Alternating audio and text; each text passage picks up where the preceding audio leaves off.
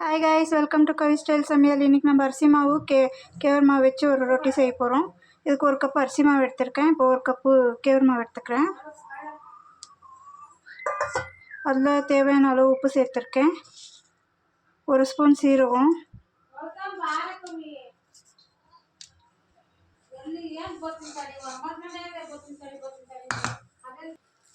கருவேப்பிலை,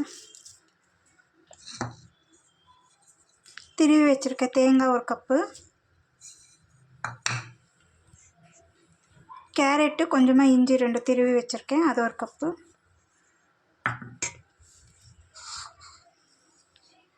பெரிய வெங்காயம் ஒரு பவுல். நான் கொஞ்சம் வெங்காயம் நிறைய சேர்த்துனா நல்லாயிருக்கும், அதனால் நிறைய சேர்த்துக்கலாம்.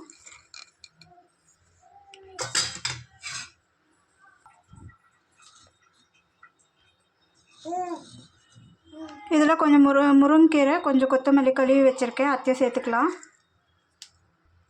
காரத்துக்கு தேவையான அவ்வளோ காஞ்ச மிளகா சேர்த்துக்கலாம். நீங்கள் வேணால் பச்சை மிளகா கூட சேர்த்துக்கலாம். நான் வேறு காஞ்ச மிளகா சேர்த்துருக்கேன். இப்போ எல்லாத்தையும் நல்லா கலக்கி எடுத்துக்கலாம். ஃபஸ்ட்டு இந்த மாதிரி நல்லா கலக்கி எடுத்துக்கலாம். ஏன்னா நான் உப்பு சேர்த்துருக்கேன், உப்பு நல்லா கலங்கணும், அதனால் இப்படி இப்போ கொஞ்சம் கொஞ்சமாக தண்ணி சேர்த்து கலக்கிக்கலாம். மாவு நல்லா கலக்கியாச்சு. இதை ஒரு 15 நிமிஷம் அப்படியே வச்சுக்கலாம் ஊறட்டும். அப்புறமா ரொட்டி தட்டி எடுத்துக்கலாம். இந்த மாதிரி ஒரு பேப்பரில் தட்டி எடுத்துக்கலாம். இது பட்டர் பேப்பர் மாதிரி இருக்கும்.